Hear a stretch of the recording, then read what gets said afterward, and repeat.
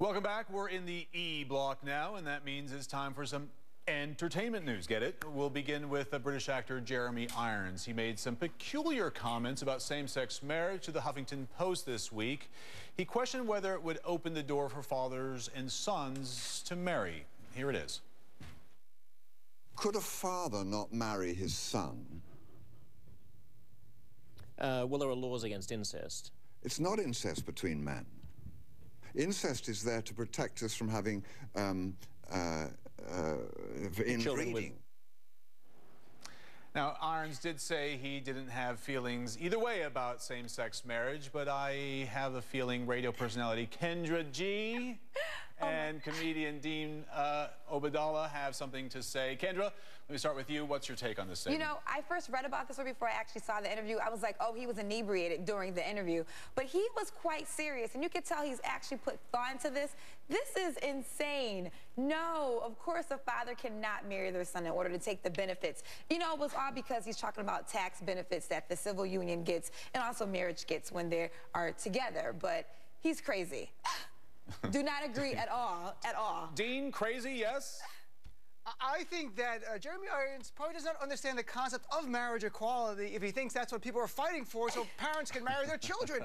This is my advice to Jeremy Irons. Before you go on TV and talk about politics, run your ideas past people and see if they go like, you're crazy. Don't say some of this crazy stuff. So I agree with Kendra completely. I think a little off, but I must say he says it like a Shakespearean actor, so it's kind of impressive on another level, very Hamlet-esque. Yeah, no, you always got to love his voice. I mean, that's the beauty of Jeremy Irons, right? Now, he also made this comment toward the end of the interview.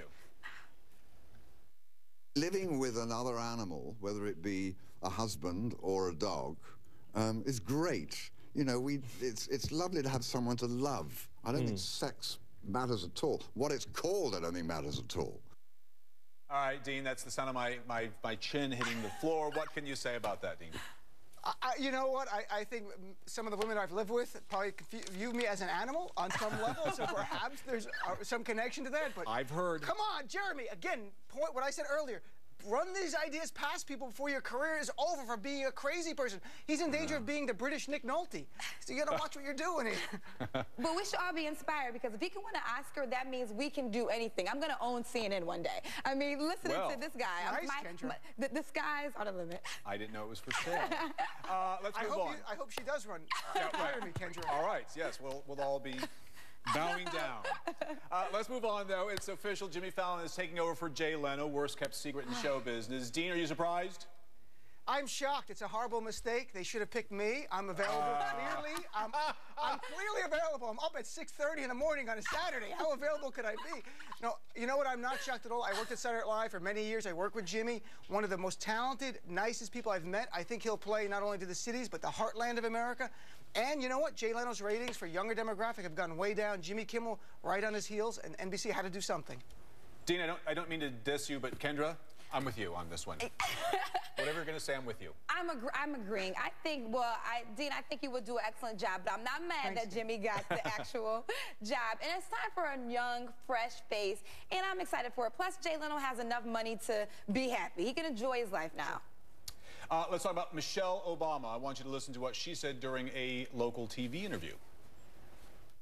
Leave me as a busy single mother, or I should say single, as a busy mother. Sometimes it, you know, when you got the husband who's president, it can feel a little single, but he's there. But as a busy working mom, and before coming to the White House, I was in that position, you know, as well.